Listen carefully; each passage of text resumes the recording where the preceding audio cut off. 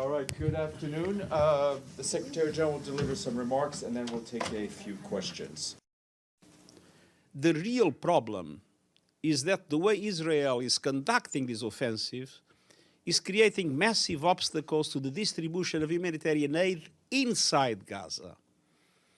An effective aid operation in Gaza requires security, staff who can work in safety, logistical capacity, and the resumption of commercial activity. These four elements do not exist. Israel began its military operation in response to the horrific terror attacks launched by Hamas on 7 October. And nothing can possibly justify those attacks or the brutal abduction of some 250 hostages. And I repeat my call for all remaining hostages to be released immediately and unconditionally. And nothing can justify the continued fire of rockets from Gaza at civilian targets in Israel or the use of civilians as human shields.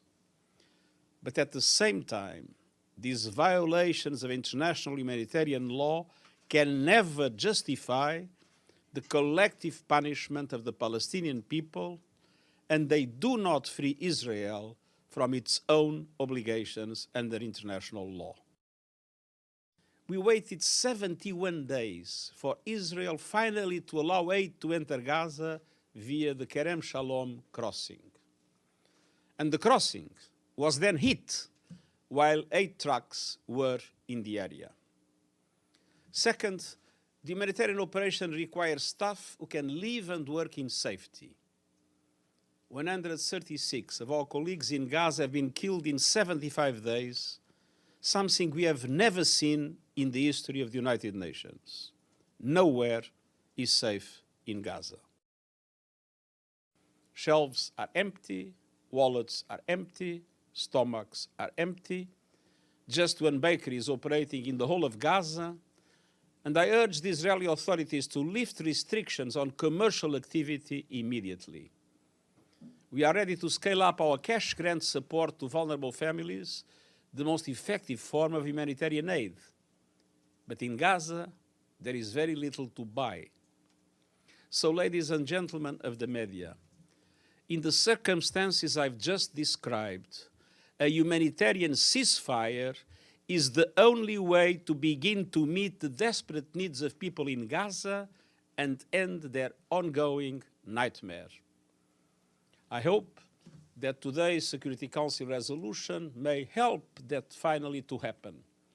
But much more is needed immediately. This resolution calls for an increase to aid, but it does not join your call for a ceasefire. When you invoked Article 99, were you hoping for more urgency on the part of the Security Council and perhaps even for them to join your call for a ceasefire? Of course, I was hopeful. That doesn't mean that things happen according to our hopes. But in any case, today, you can see always a glass as half full or half empty. I hope that today's resolution will make people understand that a humanitarian ceasefire is indeed something that is needed if we want humanitarian aid to be effectively delivered.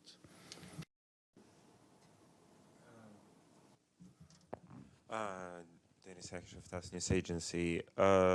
Turning back from... As the conflict intensifies and the horror grows, we will continue to do our part. We will not give up.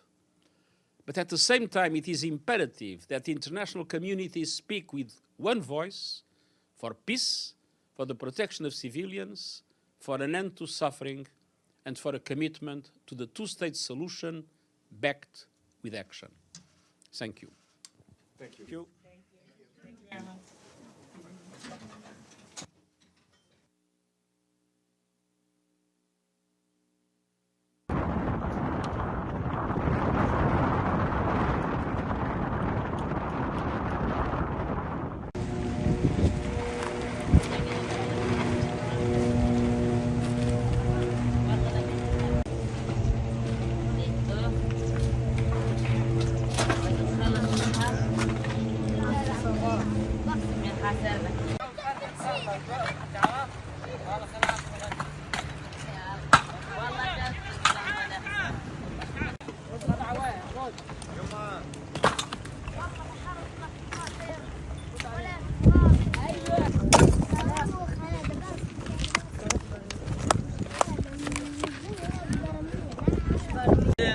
سكان المنطقة.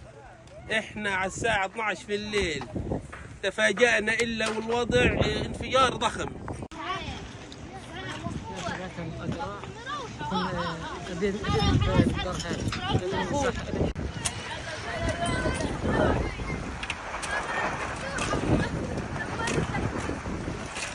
بدك جوالات؟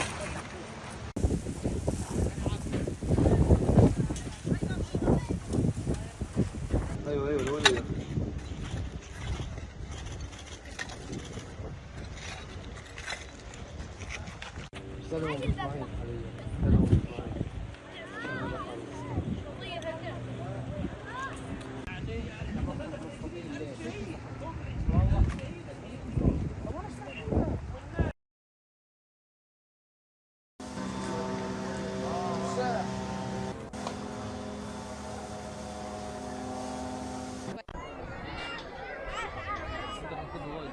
الخيمة هذه فيها 8 أشخاص. قولوا هناك لا ما نقدرش نجيب المكان. لا بقدر